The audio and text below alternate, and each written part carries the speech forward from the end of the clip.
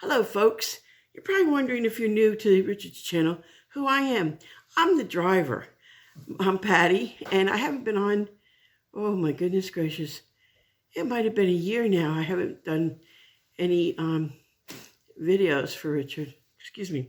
But I felt to come on and maybe I'll take one day a week, or maybe I'll just take back to 2 days a week. Rich and I have decided that we are going to try to eat healthier. The word is try, because you can't say you're going to do something and then you fall back on the old ways. So we're going to try to eat healthier, and we're going to try to eat like smaller portions of food. We don't eat a lot. It's just that smaller portions would be better. And maybe like 5 times a day. And we did try fasting. That was great. But with me and my sugar, it just didn't work out. If you didn't know, I'm a diabetic, and I take insulin. And so I've been trying to lose the weight so I can get off the insulin and I can be better. Plus the fact a lot of people don't realize also, I walk with an aid. What I mean by that is a walker. I'm trying to do weight this year. I'm praying in my journey with Christ that He will take the walker away from me, and I can start walking with a cane, with 2 sticks, then a walking stick, and then a cane. What happened was I have gotten arthritis real bad in the lumbars, from the 1st lumbar to the 5th lumbar. And what's happening is the lumbars are turning. So, the doctors all say, well, get fitted for a wheelchair, get fitted for this. And with God's power, I know I'll be okay. And I know a lot of people are praying for me to walk without a walker. And I know there's people worse off than I am, and I realize that.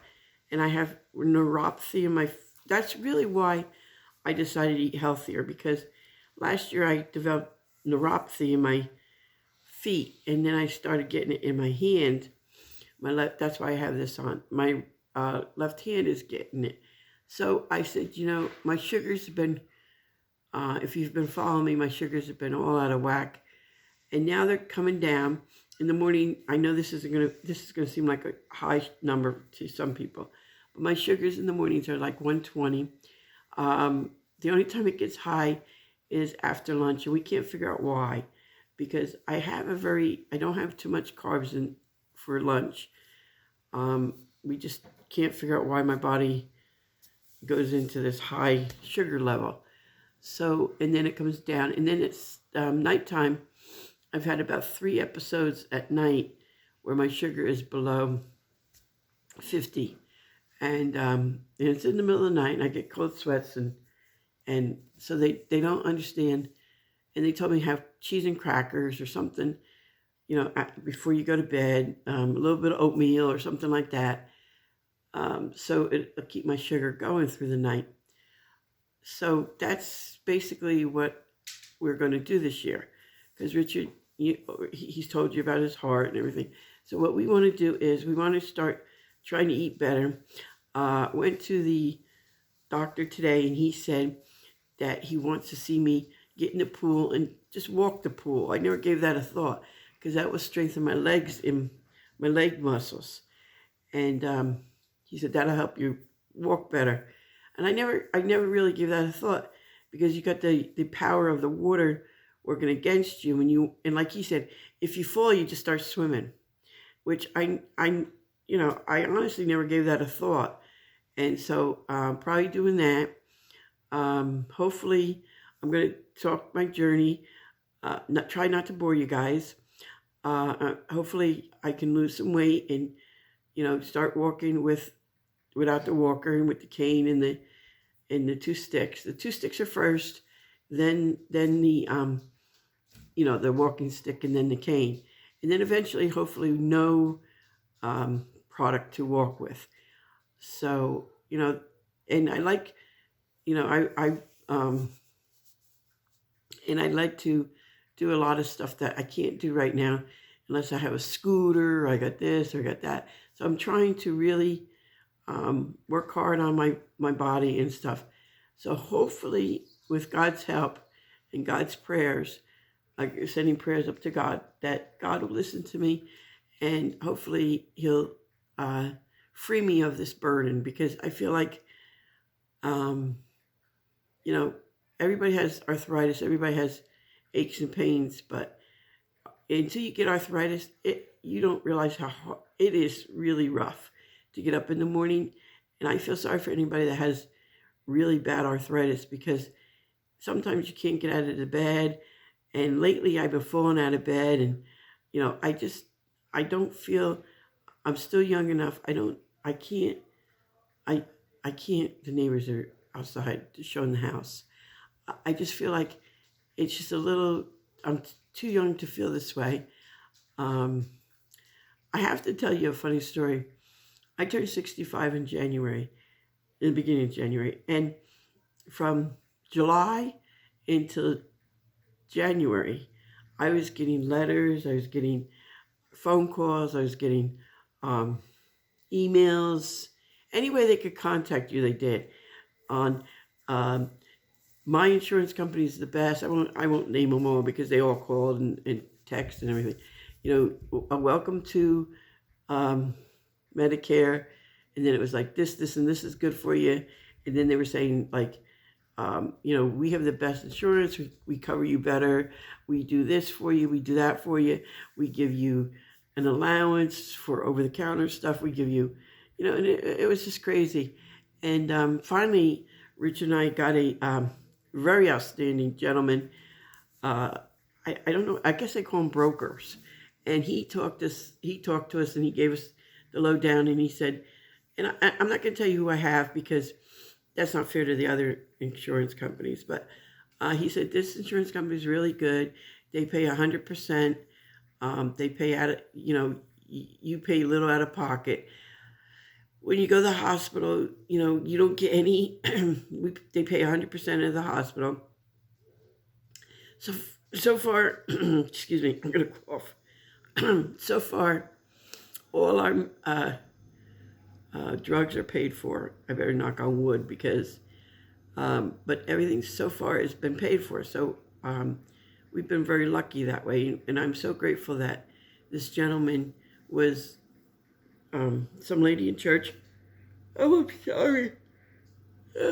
Some lady at church suggested we call him, and we did. And I'm so glad we did, because he's really helped a burden. Because, Medicare only pays 80%, and you're stuck with 20%, and then they don't pay for your drugs. And, as a diabetic, I'm on insulin, and it was a little costly. So I'm so glad that, because the insulin that I'm on is like $800 a month. So I was kind of really happy and pleased with that. And so that was what I was going through in January, looking through all that. And then with Richard. And then, I just feel like God has put this on my heart to, if I can help anybody else out there, show you the good, the bad, whatever you want to call it, on how to lose the weight and try to maintain it. Right now, I'm about 50 pounds overweight, and the doctor tells me it's all in my stomach. So he says, you got to lose it, or you're going to, so I'm going to try to, I've been losing weight. So far I lost 14 pounds. But I'd like to lose a lot more, because I just feel like it would help the back, because the pressure of the weight is on the back. The pressures on the weight is on the kidneys and liver and the brain. I'm listening to a guy, he's very good. He's on YouTube, he's a doctor.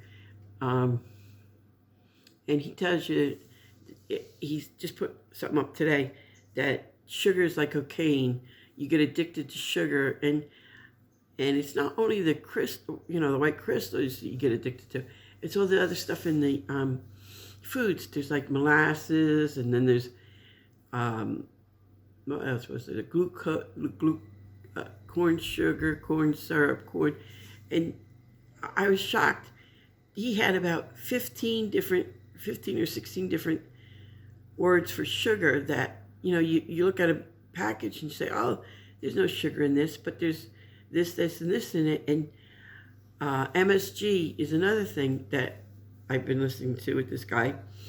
And the MSG, I can't remember the guy's name. I think it's Robert it's Lestig, doctor. Anyway, MSG, I couldn't believe what MSG is in. I always thought it was just Chinese food or preservatives and stuff like that. Well, Doritos, Richard's favorite chip in the whole wide world, is filled with MSG. And I was like I couldn't believe the percentage of MSG that was in there. And they don't call it MSG, they call it another name. And it was just loaded. Pringles has another one that has a lot of MSG in it. There was, I was just totally shocked.